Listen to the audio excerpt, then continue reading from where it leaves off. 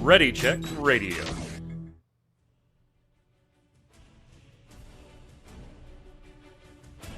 Stand by as we get ready to serve up all your news this week in the world of gaming. Welcome to Gaming Gumbo.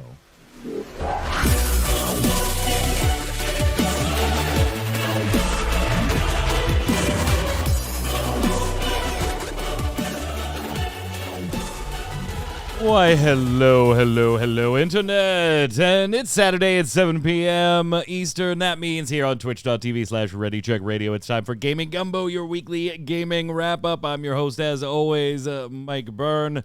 We've got some fun stuff to talk about. We've got some hosts to talk about it. We've got chat to talk with us. Hey, Mad Martha, how are you? No, I guess, Dom, are you eating birthday cake? Chat wants to know if you're eating... if you're eating. It's the joke that just won't go away.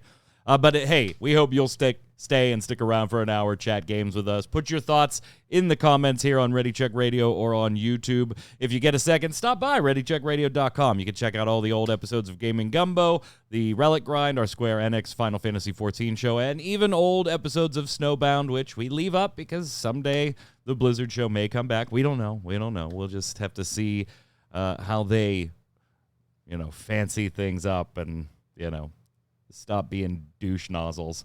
Joining us, he's back.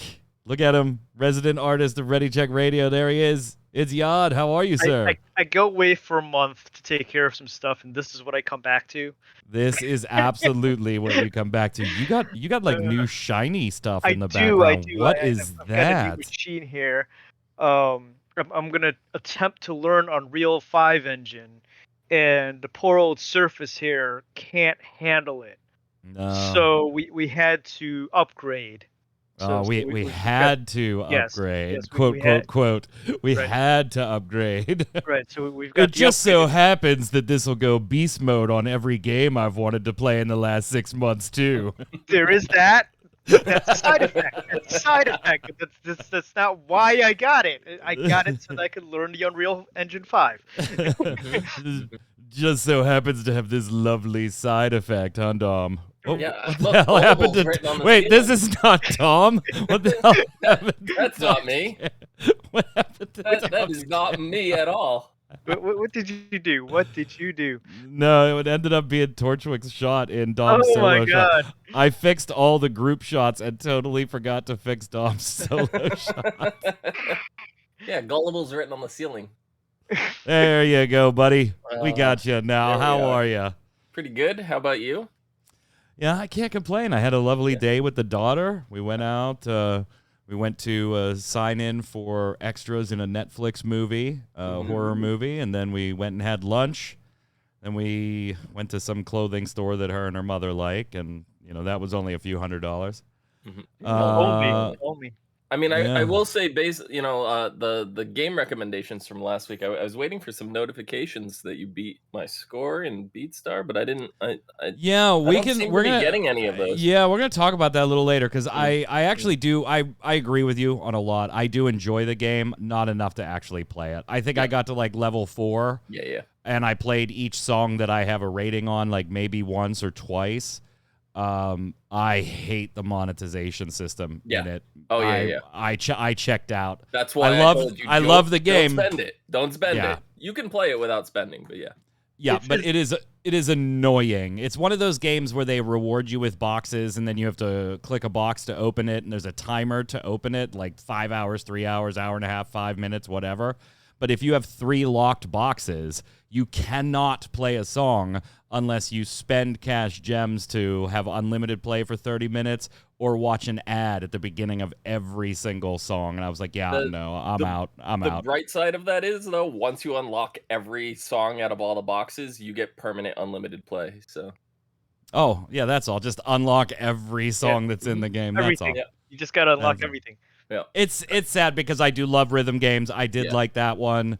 I didn't have a chance to like mess around with sync to see if my phone was off by a little bit or anything. all of my scores were coming within like 300 to 1,000 of yours, and I was like, they okay. were. I checked on you. I checked. Yeah, so but I couldn't do it, man. I couldn't. I was hoping I you unlocked get one. I was hoping you get one for the show. No, I unlocked like I think I unlocked like 12 songs or something. I didn't get very far into it, like level 4, and you were like level 16 or 20 or something like that. Yeah. I was like, I can't deal with this monetization. I'm out. Yeah. It's a shame. It is a good game, but for me, it's just ruined by monetization. And I love rhythm games, so I usually give them the benefit of the doubt anyway. Yep. Is there any game that's not ruined by monetization? I mean, really? Yeah, the ones I pay for, and then that's it. The ones I'm like, good point. The ones I'm like, hey, if I give you $60, I would like you to hand me that game and then leave me alone. Just until the DLC comes out. Yeah, until the DLC comes out. Yep. So Final Fantasy, is that what you're saying? Yeah. No, that's the one that every 30 days is like, hey, you got $15 I can borrow? And I'm like, yes, I do. Here you go. Here you go, Squeenix. Here you go.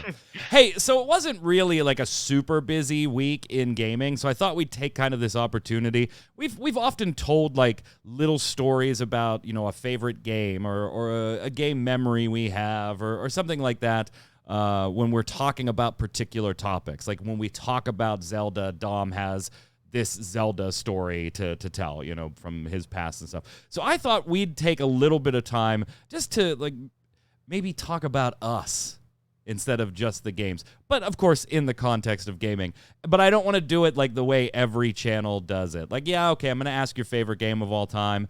But then we're going to kind of just like go in weird directions about your histories and my histories with gaming.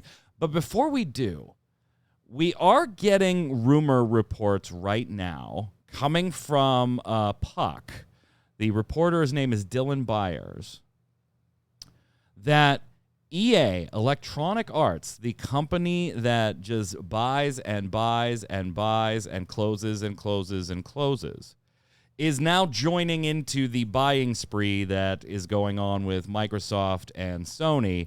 However, they are not the ones actually doing the purchasing.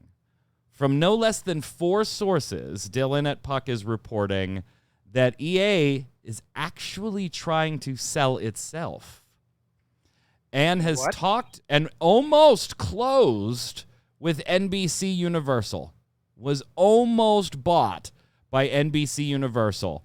Brian Roberts, CEO of NBC Universal, and their parent company, obviously, Comcast, right, approached EA's CEO Andrew Wilson with an offer to merge EA and NBC Universal, leaving Wilson in charge of the combined entity. Those negotiations continued over several weeks, but then they broke down over questions of price and the merged entity's final form.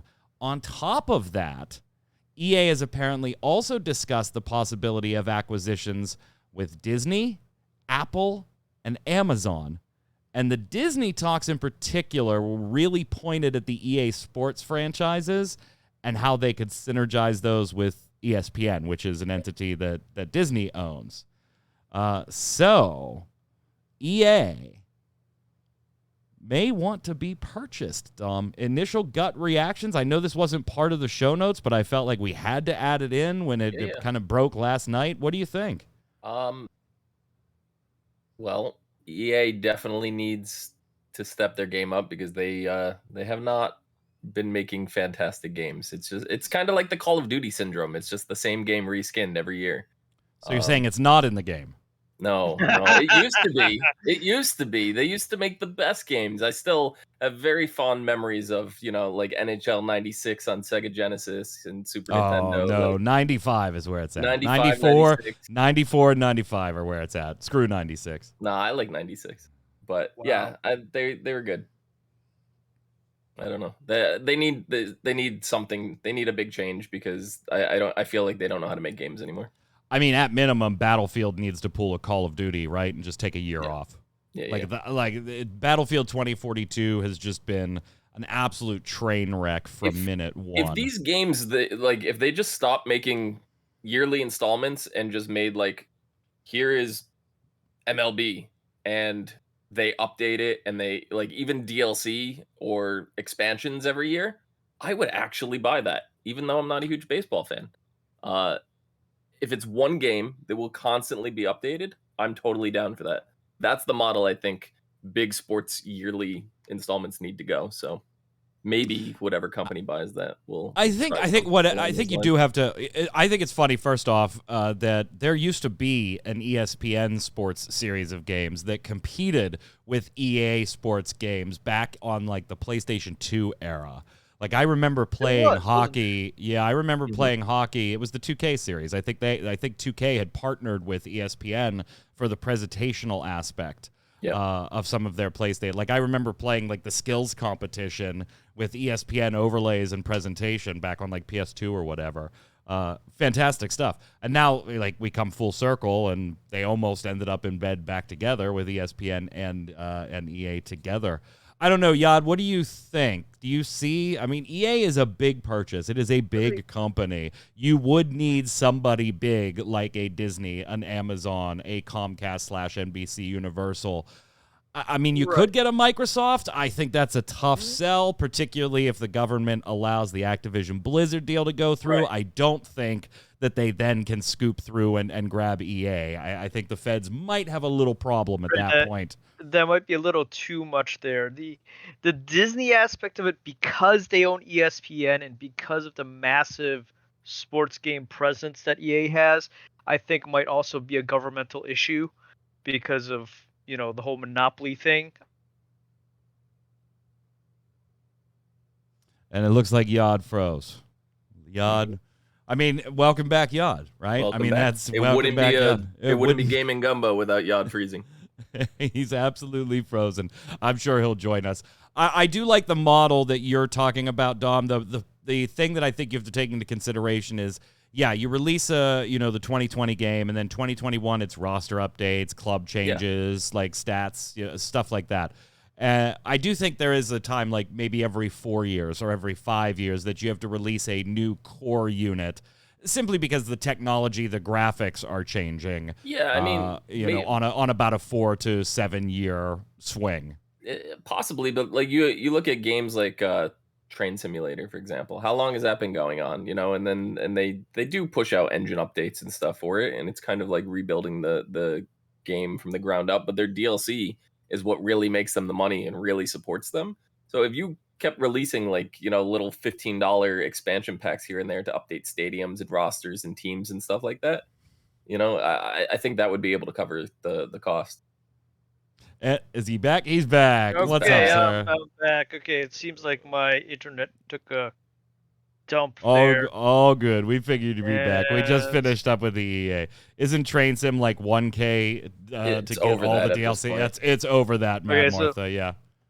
So yeah, my 2 cents in that was I think if Disney put a bid in, it might be an issue with monopoly because of the ESPN issue, but I'm not an expert in any of that stuff, and I don't think it would be, because you'd have to look at what you're buying, and in this case you're buying a video game developer and publisher, and while Disney has an in-house, with Lucasfilm or ILM and Lucas Games and their own little house, they have such a small market share that I don't think that would be a problem there.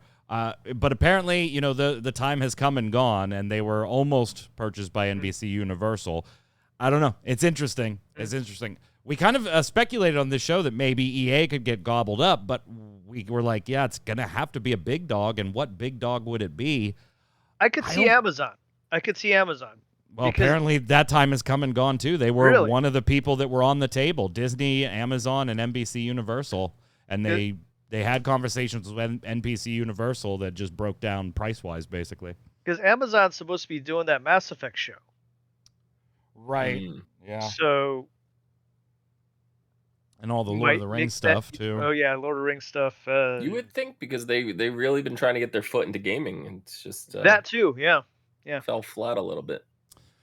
Yeah. Well, Disney already has LucasArts. Yeah, Disney already has LucasArts, Mad Martha.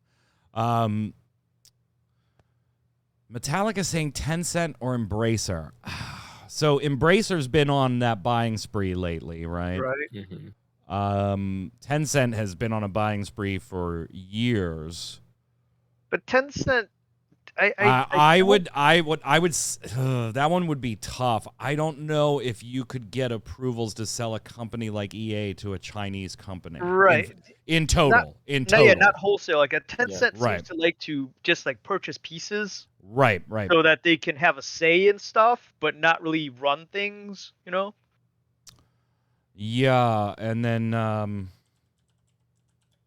mean, Embracer Group just picked up what? Perfect World Entertainment, right? I think so. And then threw them into Gearbox, so they're all part of Gearbox Publishing now. So yeah, Train Sim World 2, all DLC, 1,046.46. That's pounds, by the way. So it's about $1,500 USD. Yeah. Anyway, it's interesting to talk about. Let us know what you think in the comments below about EA potentially getting bought. And now we're going to talk about like some of us, the three of us, gang, and our history with gaming. We do have some miscellaneous news that I'm going to give you back at the end here. And chat, you're live with us. If you've got answers to any of these questions, go ahead and throw them all in. Tencent bought anything recently? With all this other news, they seem quiet. No, Tencent's been quiet lately because China's been giving gaming companies the business for the last 6 or so months with some additional regulation and halting approvals on games. And, they are way backlogged on approvals for games to be released and everything. And Tencent's stock kind of took a beating over all this new regulation and stuff. So they kind of pumped the brakes a little bit because they were getting hurt. All right, so let's start with an easy one. Dom, we're going to start with you. Your favorite game of all time. Platform doesn't matter. PC. Yeah. Like, if it was on multiple platforms and you want to say what platform you were playing it on and your favorite, by all means.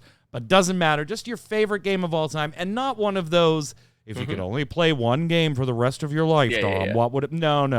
Yeah. Just what is your favorite game of all time? My favorite game of all time is this really obscure Konami game from the PlayStation 2. Motorcycle driving by. Called in the US, it was called Shadow of Destiny. In overseas markets, I believe it was called Shadow of Memories.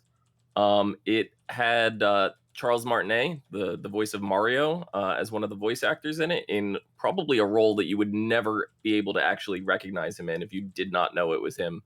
The game, you start the game off, and the first thing you do is die, and then you go into like this weird like purgatory thing, and you get a time machine, and you have to prevent yourself from dying.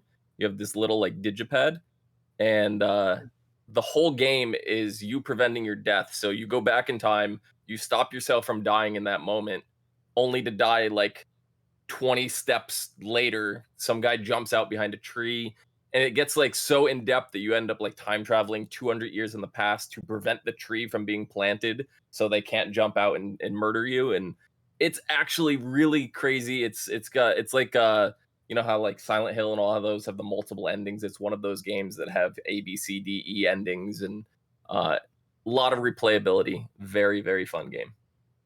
Nice. What do you got, Yod? I've got to go with Parasite Eve 2. Ooh, go with the sequel. Yeah, I liked the first one's story, but the gameplay was a little janky. Mostly probably because of the platform it was on and technology back then. But yeah, the sequel I thought was a lot smoother in gameplay and story. So we'll go with Parasite Eve 2. Baron Vagabond in chat going with you on the franchise at least. Same, the original Parasite Eve, hands down. Right. The franchise, of course, is my favorite franchise that I've played. But if I had to pick a specific game, it has to be the second one. It just had more customizing with weapons, armor. If you went to the next screen, you didn't have to readjust your controls a little bit, because with the first game, up was always forward. Yeah, because it had the tank controls in the original. Right. So it was a little weird that way. I did like the RPG aspect and the turn-based aspect of it when you got into a fight, but moving from screen to screen and stuff like that was a little janky. I'm gonna go with an odd one. I'm gonna go with Maniac Mansion on the NES. Wow. So like this was like it's not a stellar graphical game or anything. It's the animation is cute. Like you'll like it and stuff. But it is basically a point and click adventure. And obviously I'd played a ton of like Zeldas and Marios and Metroids and all that stuff at the time. So this is not like mind-blowing for me, but Maniac Mansion was a first in my video game history on a number of levels. It was the first time I legitimately got stumped in a game and just could not figure out what to do. It was the first time I had ever seen a game that had and I mean like real multiple endings, right? Not just one, where they say yes instead of no. No, it was like there were 6 or 7, something like that, truly different endings depending on paths you took in this, and it was insane puzzle solving. It was also the first game that that I was aware of, as I was young, right? Was that had controversy, where there is an edition that is different from later released editions. Even on the NES, one you could put the hamster in the microwave and turn it on and explode the hamster in the microwave. And in later editions, you were not able to do that. So it was like the first controversial piece of, wow, they actually had to change the programming a little bit to get people to quiet down. Oh, my God. Plus, it was the first time I had seen humor in video games, right? Like legitimate dialogue, written humor, not just, that looks funny on the screen or something like that. So, yeah, Maniac Mansion, specifically for me, NES. I have a lot of favorite games, but that is probably, the one that is up there because it has so many firsts in my gaming thing. Yad, a game that made you rage, like absolutely rage. Game that made me rage. That actually goes all the way back to the Commodore 20. And I think I still, in my little sabbatical, I think I actually found the cartridge. I did not find the Commodore 20, but I found a cartridge. It's called Dragon's Quest, I think. I think that's what they called it. It was either Dragon's Quest or Dragon's Lair. But you're basically a knight, or a dot in this case, and you move across a bridge from one castle to another. Once you get into the castle, you have to wander your way around a dragon, which is a bunch of little dots in an S pattern, until you can get around him into the exit. And you just do that from level to level. The first dragon just kind of moves up and down. The second one moves around a little more. They're different colors. One of them shoots fireballs or whatever. But you get to one certain level, and you enter the dungeon, and there's no dragon. All of a sudden, though, you die. The dragon's invisible. How the frick do you get around something that is totally a visual game with no visual cues, because it's 8-bit pixels? Yeah, it's a bunch of pixels that makes an S. There's no like shimmering or any effects or anything when the thing is invisible. Yeah, that made my brother and I rage over the game. And Mad Martha saying Team Fortress 2, young and hyper-competitive, lost friends because of the game, made me quit PvP games ever since. Metallica, game that made me rage. DKC, those damn minecart levels. Donkey Kong Country, absolutely. Absolutely. God, as soon as you mentioned the S, all I could think of was Trogdor. Oh, yes. Oh, God. That's probably where they got Trogdor from. Yeah. So mine is the rage at a game is the original Zelda. That was, my dad could get through the Blue Knights in Castle 5 or in Dungeon 5, both rooms, with just a little finagling, and it was just the hardest thing in the world for me to do, to the point of slamming the controller on the ground and being convinced that the Nintendo knew the difference between me playing and my dad playing and made it easier for him. And also when speedrunning with Torchwick, right? Right. Oh yeah. See, that was I whipped through it. It was Ganon's castle that I got lost in, Ganon's dungeon. But it's that's raging at like an actual game. A game that made me rage without even being able to play it was Richard Petty's Racing on the Commodore 64, because I had the cassette version.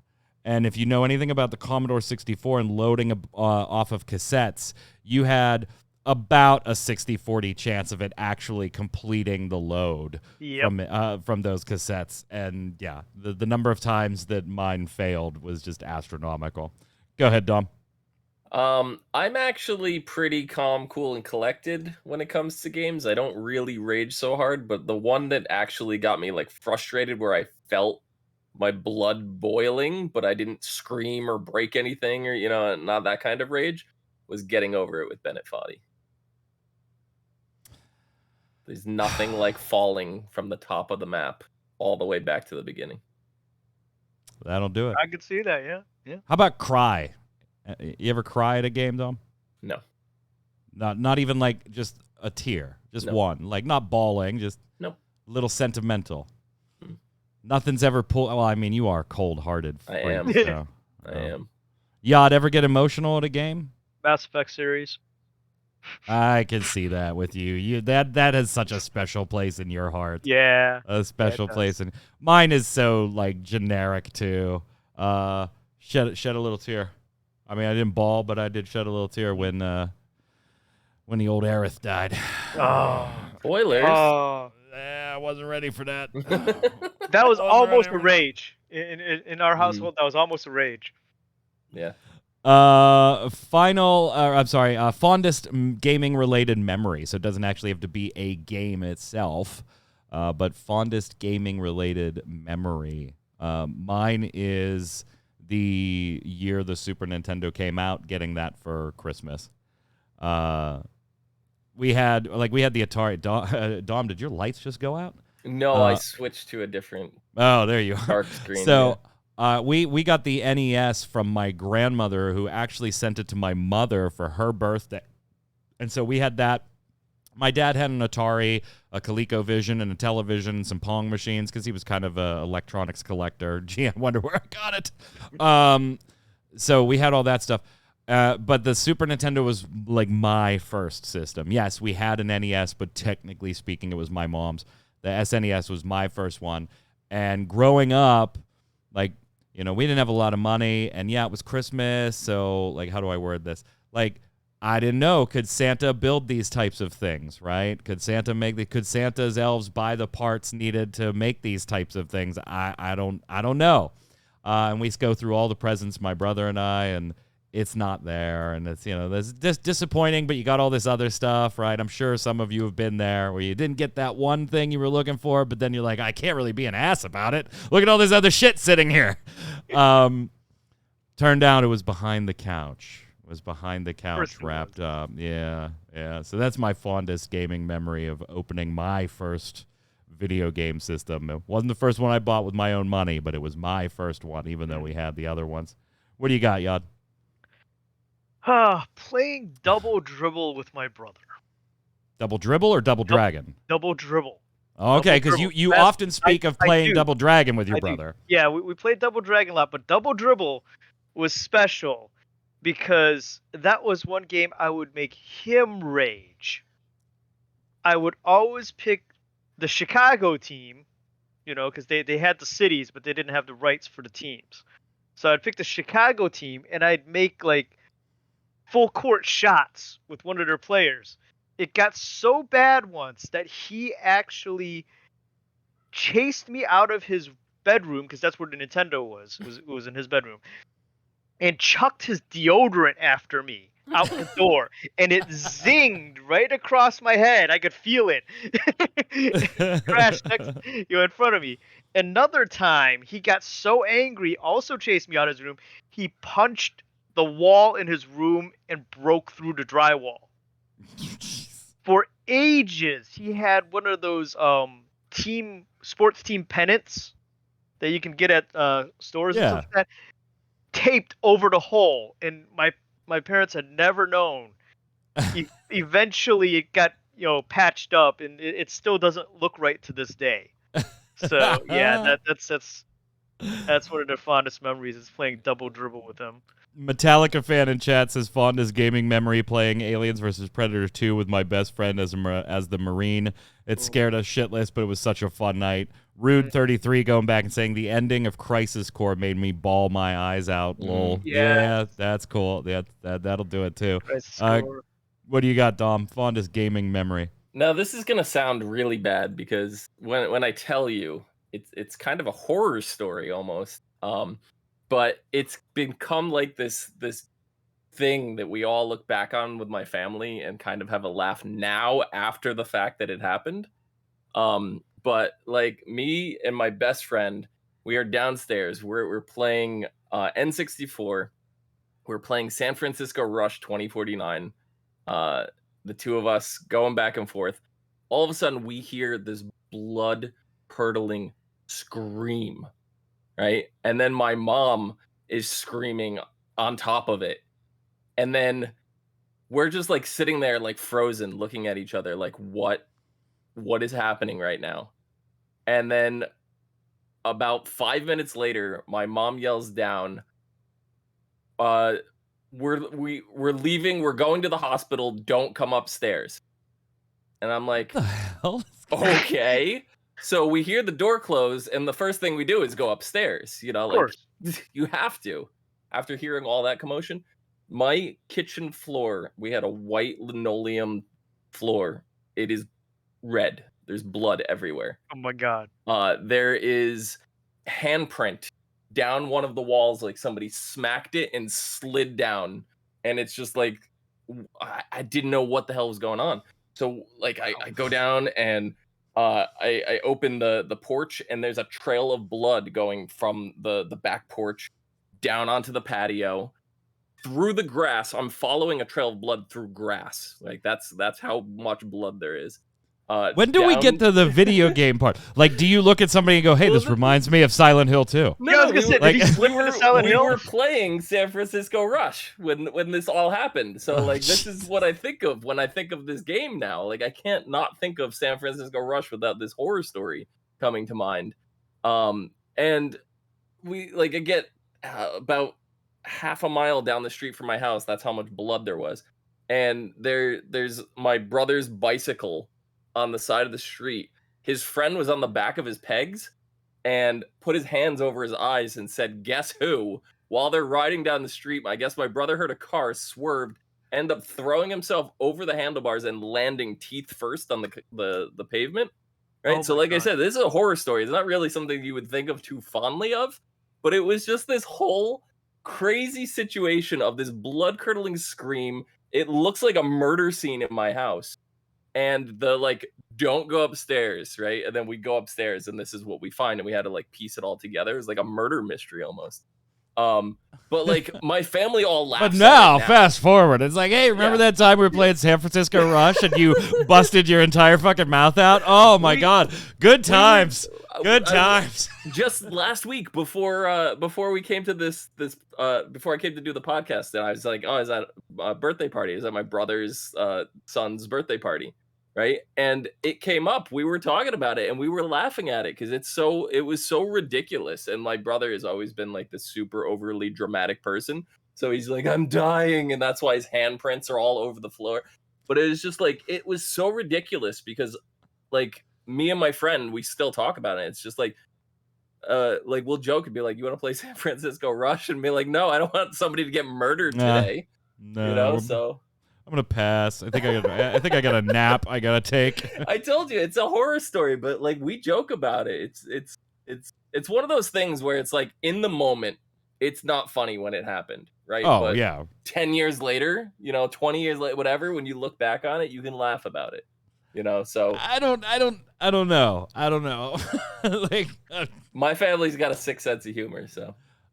When you were growing up, were you console or were you PC or were you both? Any of you, I don't care. Oh, I was waiting to see who you were going to talk to, and that I was back. Because apparently my I might not be using this computer for streaming. It doesn't like to.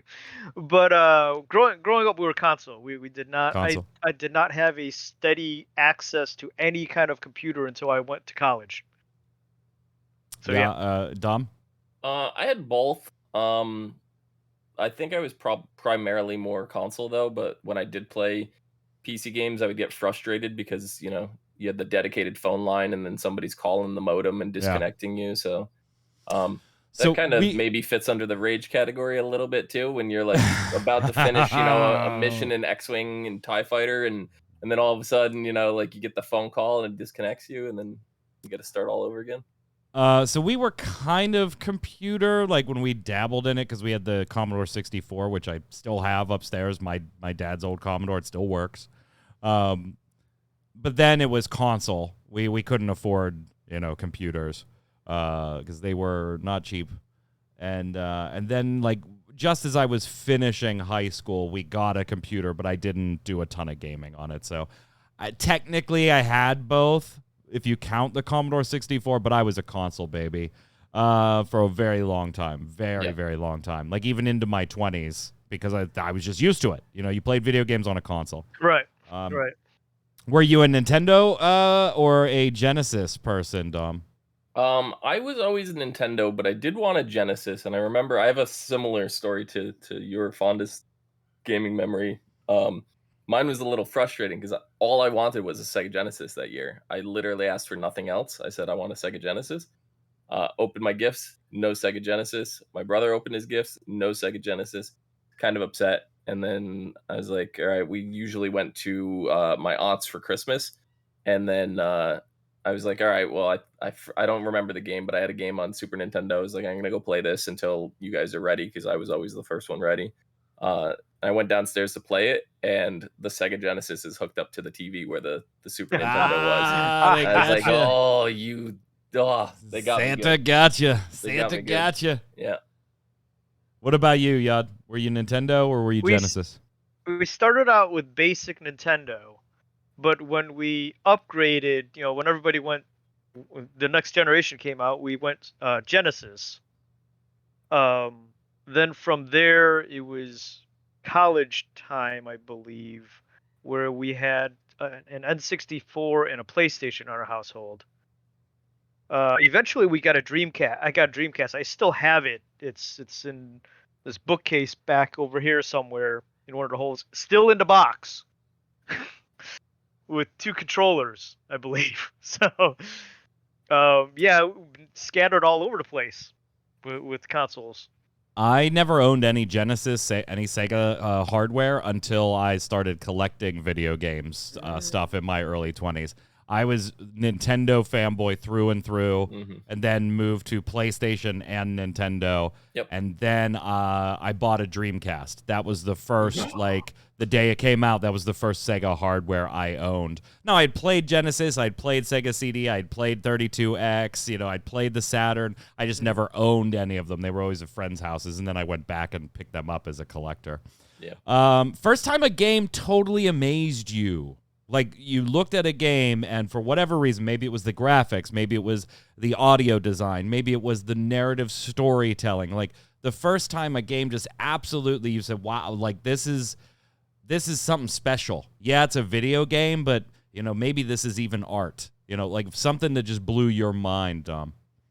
There was this game that I saw, and I'm like, you can't put these two things together. Like, under no circumstance. I was appalled by it. I wanted nothing to do with it. My friend worked at GameStop at the time. He ended up borrowing a copy from work, and he invited me over, and he booted it up, and we started playing it, and it ended up being one of the best gaming franchises of all time, Kingdom Hearts. Blew me away. It absolutely blew me away when I saw you're mixing Square, Final Fantasy type gameplay with Disney. I was appalled. I wanted nothing to do with it. I'm like, that's ridiculous. That's I'm kind of with you. I worked at Best Buy at the time selling them in the media department, and when we got it, it wasn't like it was like huge hyped and like, nope. We got them in. We're like, what is this? We're looking at, okay, whatever. But I was like, oh, that's Final Fantasy. I'll buy it. No, same thing. I was like, oh my god, this is amazing. Mad Martha in chat saying Lords of Midnight. Havoc saying Dead Space. I think the first time Havoc saw it, I think I told this story last week actually for some reason. We were talking about maybe the Dead Space remake. The first time he saw Dead Space was on, I think, my first flat panel television ever, my first LCD. I gotta say, the first time a game absolutely amazed me was Myst on the PlayStation 1. My father and I, besides loving the game and puzzles, we're very puzzle guys. When I was growing up, still am. I mean, he's passed now, sadly. But Myst was. I never really liked first-person shooters on PCs. I would watch, friends play it if I was over their house, but I was never really into first-person stuff. And then I saw Myst, not on PC, on PlayStation 1, and then later Riven. But Myst was like, I felt absolutely, totally engaged and immersed with this piece of software. And just like what first-person perspective in a art style, in a game that was just like, go. Hey, I don't know what else you want me to tell you, dude. Go. Where? Oh, I don't know. That's up to you. Just do it. That was absolutely like the first truly immersive experience I ever had. Yod? So, I'm going to go a little away from the home setup. The first time I was amazed at immersive gameplay, I was in Las Vegas in 92. And there was this space simulator game, I guess you could call it. But it was like this whole massive setup where you get into a pilot seat.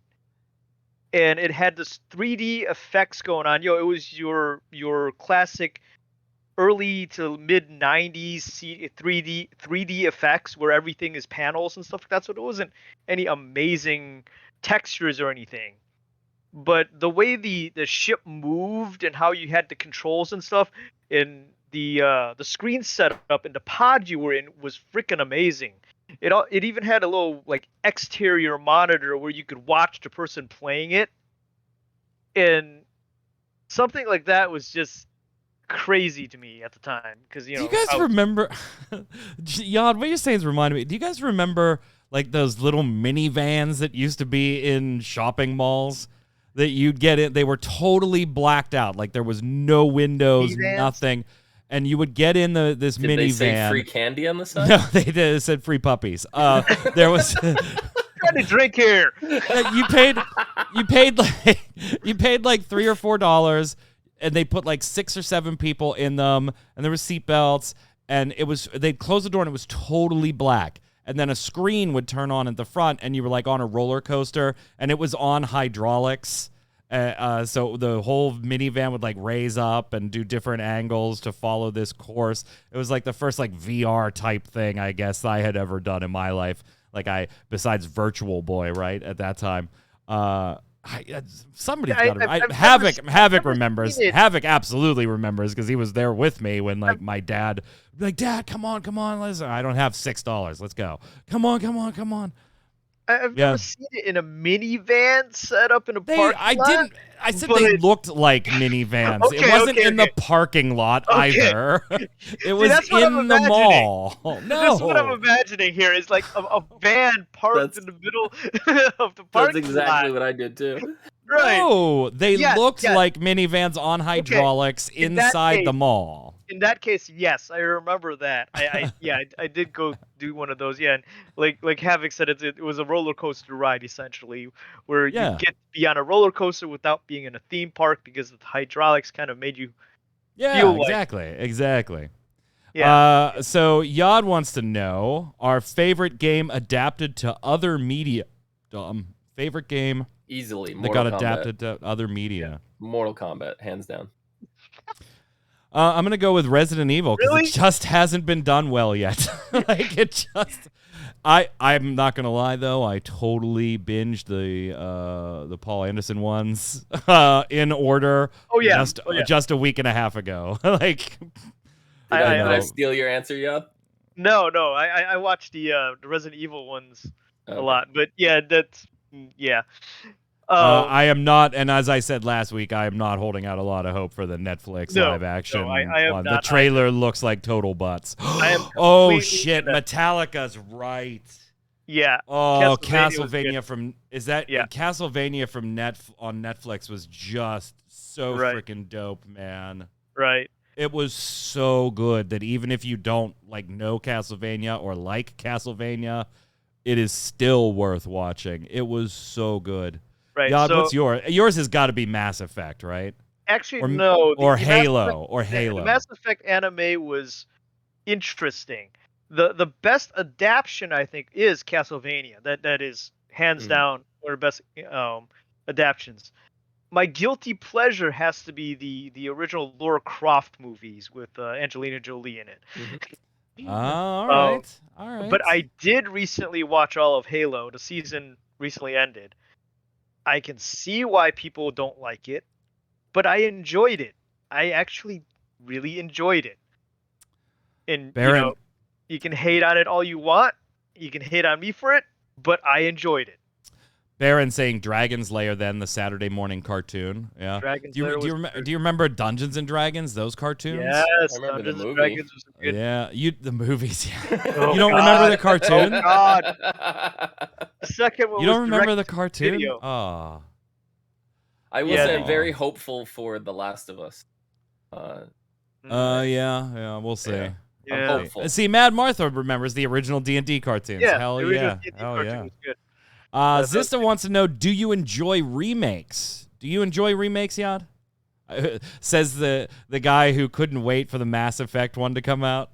I don't know what you're talking about. Yes, I do enjoy remakes.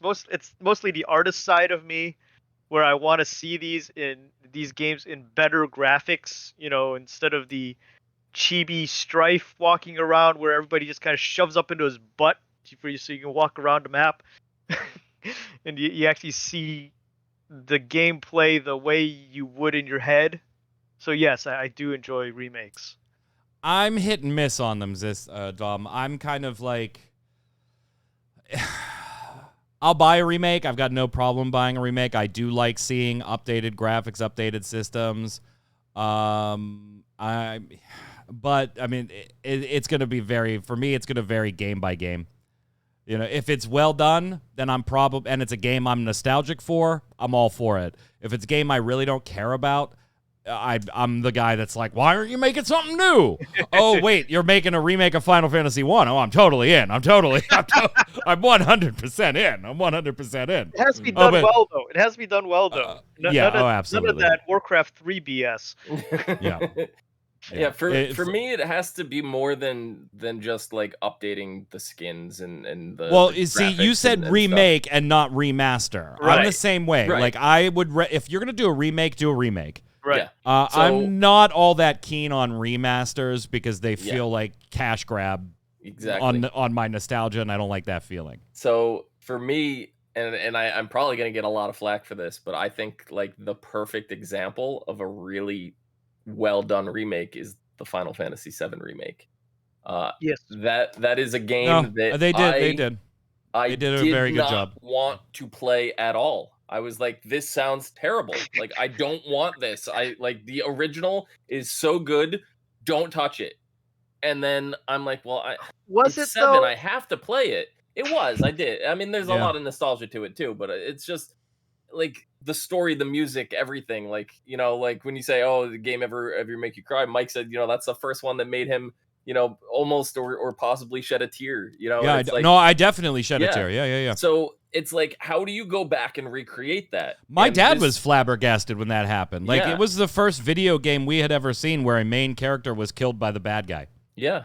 You just didn't see that. And how do you capture that again? Like in 7, and with the 7, the remake is just the little tiny stuff that was building through the whole thing that you didn't notice was changing until you get to the end, and then it just blows everything up, and your mind is just it's a mind fuck. And it's just like, holy shit. And I can't wait for the next installments.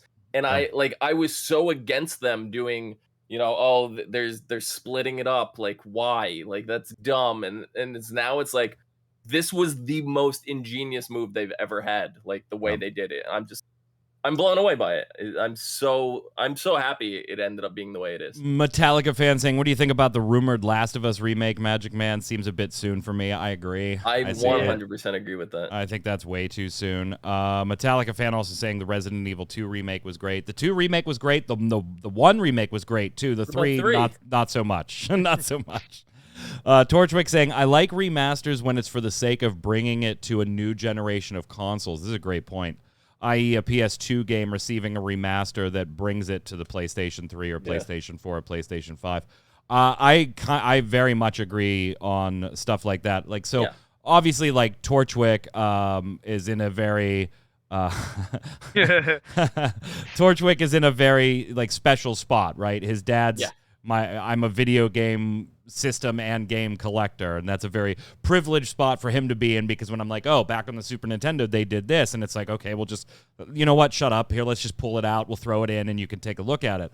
But think back, like, there are games, he could play Suikoden 1 on the PlayStation 1.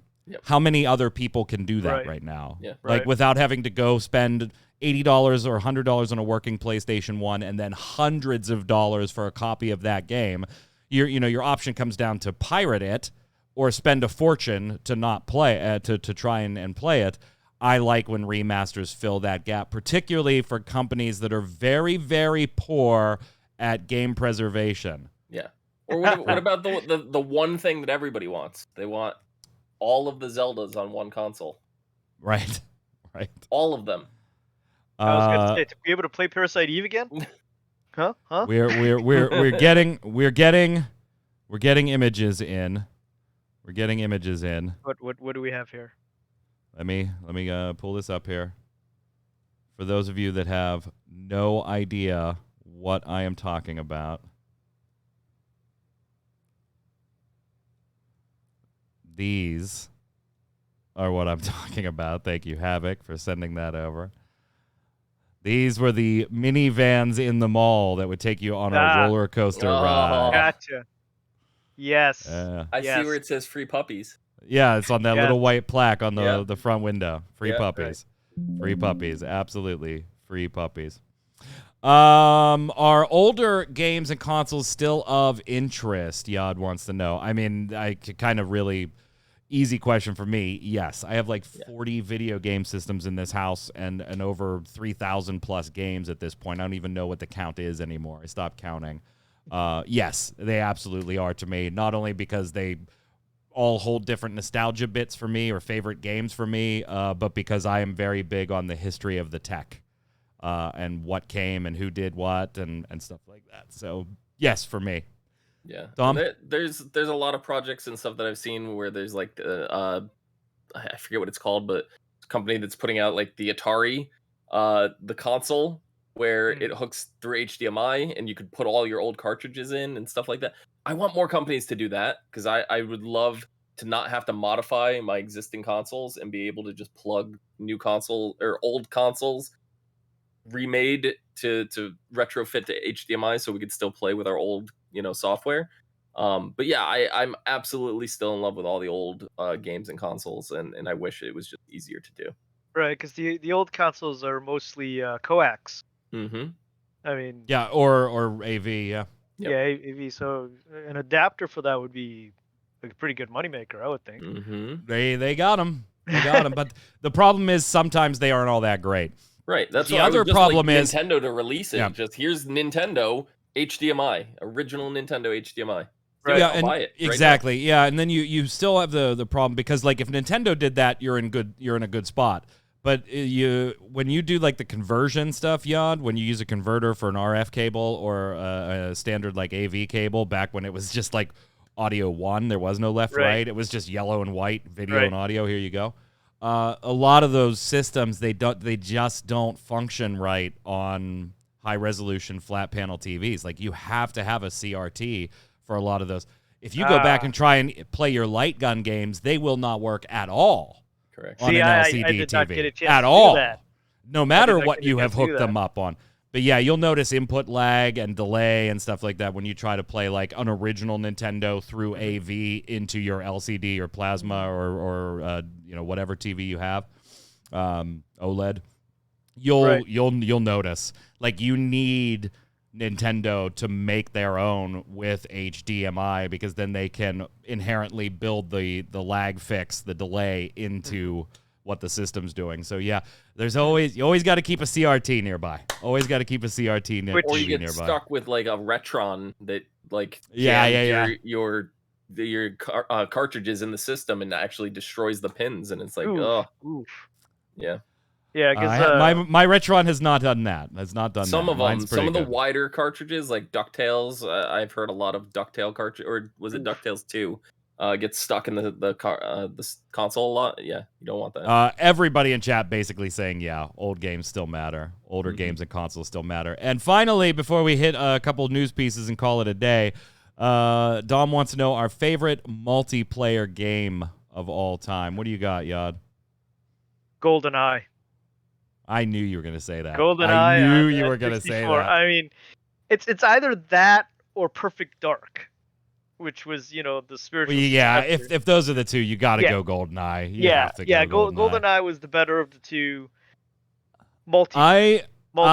I still to this day, I'm not like a huge shooter guy. I have exceptions, like Destiny 2 is dope, love it. I've got the shooter games that I like, and they're the ones I stick to. Right, I'll try something else, but I normally don't stick around. But I gotta say, I've got very fond spot for playing on the GameCube. Demina and I, Time Splitters. Time Splitters, good. Time Splitters, excellent multiplayer shooter. Excellent. What do you got, Dom? I was also gonna go with GoldenEye, but I had a backup just in case because it's so popular. Mario Kart. Mario Kart was good too. Yeah. Hey, just a reminder for all of you, gang, we are about to get a ton of gaming news in about the next month plus here. Yep. Normally this would be when we would have E3, right? But E3 canceled this year. There's no even digital equivalent to E3. But Jeff Keighley's Summer Game Fest is going to kick off on June 9th, and that's going to run basically through the 12th with all kinds of stuff every single day. The Summer Game Fest itself is June 9th at 2 p.m. Eastern. Then there's Geek Week from June 10th forward, sponsored by Netflix, the Tribeca Game Spotlight. And then, of course, on June 12th at 1 p.m. Eastern, you have the Xbox and Bethesda Game Showcase. I'm actually really looking forward to that one. Not just because they've already said they're going to have a ton of reveals, but I'm like, what are you guys going to show off? You've already said Starfield and Redfall were delayed, so what else you got cooking? We'll see. Not only that, though, then remember that Games Radar is kind of like the tail end. They're not like part of the Summer Games Fest, but they do kind of tack on to the end. Picking up on June 11th, and that's sponsored by Games Radar. You'll get the Future Game Show and its partner show, the PC Gaming Show as well. So there is a lot of stuff that is out there. Anything that you guys are looking forward to? I mean, I'm really looking forward to, obviously, Final Fantasy 16, because we've already heard that the trailer is ready from Yoshi P. They just delayed it internally. That the game is near finished and finishing up. So we're going to see it shortly, and I can't think of a better place for them to show it off than here. Even though Square would like to do and does do its own summer showcase, I think they want to show it off to a bigger stage. Yep. So I can't wait for that. I also can't wait for this. Yeah. I don't know what to tell you. This is Techland revealing some concept art for AAA open world fantasy action RPG. They're the makers of Dying Light 2 Stay Human. This is just some concept art of something that they're working on. Obviously, this is going to be a few years away. And you know what excites me about this? I just man, look at that. It's generic dude on a cliff with looking at generic ruins and generic waterfalls. Nothing says open world AAA RPG that I'm going to like more than that type of concept art. To be fair, the artist did a wonderful job with it, but it is a little generic when you say this is a fantasy thing. So I'm looking forward to it. I like RPGs, so no surprises there. DJ Havoc says Fallout 77. Ninja Pandas, Metallica says, I want to see more Warhammer, Darktide, and Space Marine 2. Huge Warhammer fan. Mad Martha says, we're going to get any more Stalker 2. I'd be interested in that. Isn't Stalker 2 a Ukrainian studio, though? Ooh, it might like, be. Is that them? I want to say yes. I'm not certain though. GSC Game World. Yeah, it's a Ukrainian video. Yeah. Look at me, just off the top of my head. Yeah. Go. I know. It's like I do this. Yeah. So you're probably gonna have some delays there. In fact, I know that they have announced some delays and things like that too. Anything you guys are looking forward to before we hit a few miscellaneous pieces? Yeah, uber nerd. I am. Breath of the Wild 2. Yeah. Good luck. Good luck. I'm still catching up on everything, so nothing for you yet. Yeah. All right. So miscellaneous news. So this is no doubt gonna be good for this game. No doubt gonna be good for this game. But I do have to ask you the same question, guys, that I asked on the Always Online podcast yesterday on MMO Bomb. Go check that out, by the way. That's the site that pays the bills, so I'd appreciate you visiting it, mmobomb.com, and go rate your games. Just look up a game and write a little review. Give it a thumbs up or a thumbs down vote for other people. Fall Guys is going free to play next month. Also finally coming out on the Xbox and the Switch. All three of those things are things that absolutely should, in my mind, happen. Should be free to play. I mean, the way it was built, it had a free-to-play economy from day one. Yep. With the season pass and all the cosmetics. Yeah, I and remember stuff watching like you guys play that early on. Yeah. So it already had the free-to-play economy. It should be on the Xbox. It should be on the Switch. Mm-hmm. Those are all good things. And they teased a level creator, but that's not coming next month. That's going to be further off. Right. The only thing I'm going to ask you guys is, obviously, those are all good for the game. And the game is doing well, not what it did, obviously, when it exploded. But it is, look it up on Steam right now. There's probably about 12,000 people playing right now. There are games that would cut off their leg to get that kind of player base. But is it a little too late for this move? Like, I feel like they should have probably done this move a year ago. I agree. Yeah. I mean, it's probably still a good move today. They would have probably made a bigger splash a year ago. But I mean, going free to play, yeah, it should have happened a while ago. Giving you a level creator definitely should have happened a while ago. Because I mean, I feel like that really should have been a while ago. How long has it been out? You guys were playing. It came out in August of 2020-ish, something like that. Yeah, 2 years ago. So you guys were playing it then. So about a year later, at the most, should have been a level creator. I mean, going free to play, sure, why not? They've milked a bunch of people's money. They want to milk some more. They want to get a bigger player base. Sure. It was August 4th, 2020. Uber nerd, absolute uber nerd. I don't know. Yeah, it's just whatever. I mean, I'm sure it'll still do well. But yeah, no doubt. The big thing with it though is if you don't currently own it. Yeah, I was gonna give everybody a warning on that one. Yeah, you're not gonna be able to download it on Steam. You're gonna have to go through Epic Games or if you don't go buy it on Steam before it goes free to play, you will have to play on Epic Games from the PC when it goes free to play. Same thing Rocket League did, different circumstances. Psyonix, who made Rocket League, was bought by Epic Games, and that's why if you own it on Steam, you can play it, but you can no longer buy it from Steam. That same thing's going to happen with the game, with this.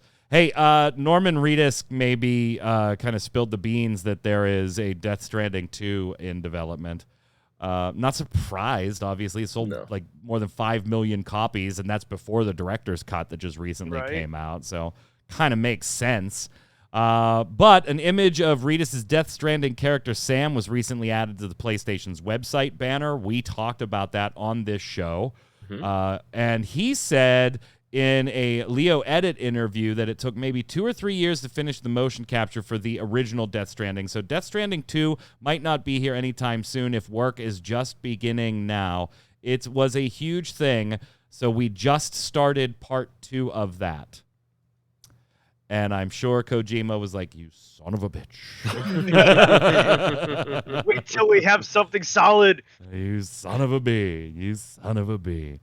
And also not shocking news, but also maybe a little bit late to the party, PlayStation is looking for somebody to bring on board to lead its PC gaming experiences. So if you thought, we've talked about on this show how they are just absolutely going to continue moving more and more into that.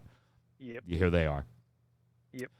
Which I did take a look at. I think you guys probably talked about it before. I haven't been caught up on what you guys talked about previously while I was gone, but the whole what they're offering per tier, what games they're releasing, and stuff like that.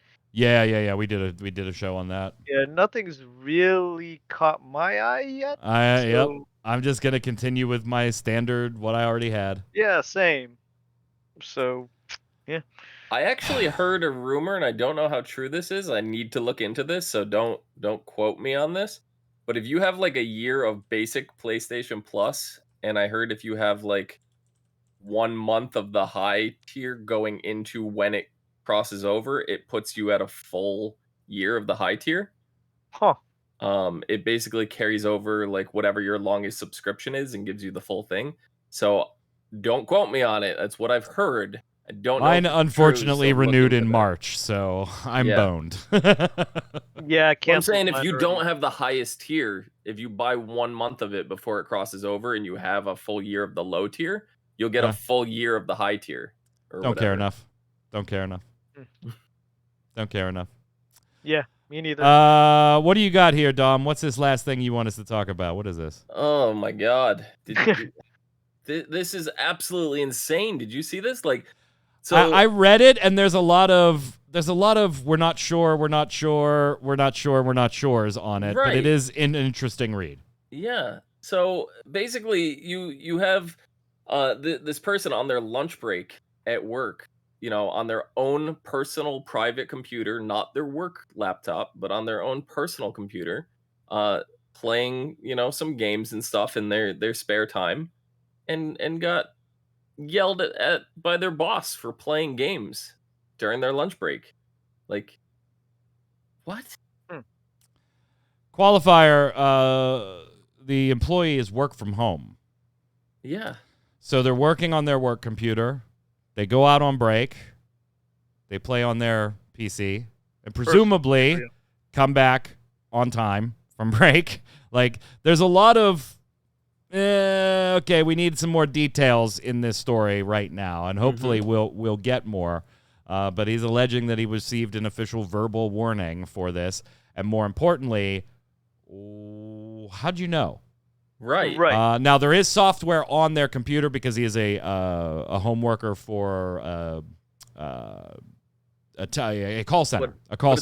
It's on the work computer. Right. The software is on the work computer that gives them the capability to monitor calls and things like that, to record for quality recordings and things like that.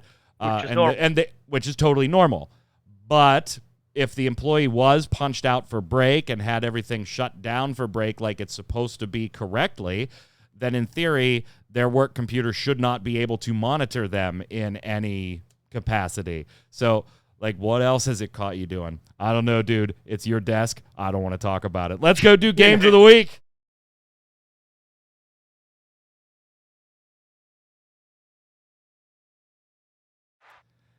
Game of the Week is how we end every episode here of Gaming Gumbo. It's where all three of us give you a game. Could be a video game, card game, tabletop game, doesn't matter. Mobile game, in fact, from last week. And we think you should check it out. We might be playing it now, played it in the past, never played it, but think it's worth a look and want you to come with us. And so you let us know which one of us gives the best recommendation in the comments below. I've been playing Super Monkey Ball this afternoon, Banana Mania, so I'm going to lose. That's okay. But it's nostalgia for me. Love Super Monkey Ball. Haven't played one in a long time, and I'm quite enjoying it. It's the Super Monkey Ball 1 and 2 bundle package and all that stuff. It's fantastic. Fantastic. Thumbs up. What do you got, Yad? Are we doing mobile games now that Jason's gone? You could do mobile. You've always been able to do mobile games. I am actually currently playing Halo the Master Chief Collection because I can now do that. So that's what I'm going with. What do you got, Dom? I've been playing this game, Hunt Showdown. It's one of my favorite multiplayer games right now. It's a 12-player battle royale style game with PvE objectives. It's kind of like Escape from Tarkov. You guys are familiar with that. You have a PvE contract target in the middle. You find clues, kill the boss, and then you have to wait 3 minutes for the contract to become lootable, and then you have to extract off the map. Problem is, once you start the banishing for the boss, everybody on the map now knows your location and can come and collect the bounty by killing you. Game gets pretty intense. I've been playing a lot more recently. The game's about 4 years old right now, but I have about 500 hours in it, so it's safe to say that I'm enjoying it. Well, there you go. Let us know in the comments below. Chat, don't go anywhere. Right after today's show, we've got Torchwick. He's back. He's back, finally. Couple weeks off. May has been busy. Next week, you officially are no longer a high school student. I mean, you're done now, Torchwick, but you got to do the whole ceremony next weekend. So things have calmed down. You're back. How are you? I'm doing good. I forget where I was in Chrono Trigger, so we're gonna have an interesting time. I can't promise any fun this time. I'm gonna jump back into some Chrono Trigger, even though you don't remember where you're at. We still have to. We should let them know. Either next week or the week after, we are gonna do another father-son speed run. And so what we try to do, we picked Zelda because it had been decades since I'd run through it. Clearly, that showed in the last minute of the freaking game. I have a massive lead, and I cough it up. Well, to be fair, too, the game did glitch, and we talked about that for 5 minutes anyway. So that cost me a lot of time.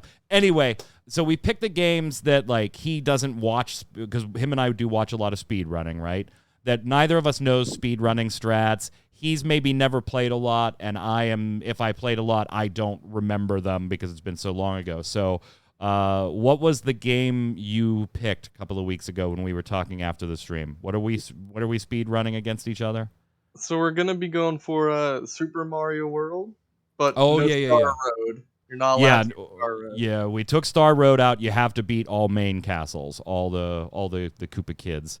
Which is going to be interesting, because that's another one I played a lot on the Wii U. I beat it precisely once and then never touched it again. The exact same circumstances as Legend of Zelda. Yeah, so if you want to watch another father-son speed run by shitty speedrunners, that will be either next week or the week after. Of course, we'll let you know right on Gaming Gumbo. Torchwick, we'll turn it over to you in just a second. Thank you for joining us today. Hope you'll stick around, watch Torchwick stream, and then, of course, check out all of our streamers, whether it be our Relic Grind show, Square Enix, and Final Fantasy XIV. If I'm streaming some Final Fantasy TCG or some other games, that'll happen on Monday. And if any of, Tarkoth, any of the other Faye volunteer streamers, check them out as well. Until next time, next week, Dom, where can everybody find you? You can find me down below at It's Zista. Yad. Yad Artworks on Twitter, Yad Artworks on Facebook, and, back here again on Gaming Gumbo. Welcome back. I'm Mike Byrne. You can follow me right there at MagicMan1, but more importantly, follow at RC Radio on Twitter, and you'll know every time we go live with a podcast or one of our volunteer streamers. Stay safe. We'll see you on the servers.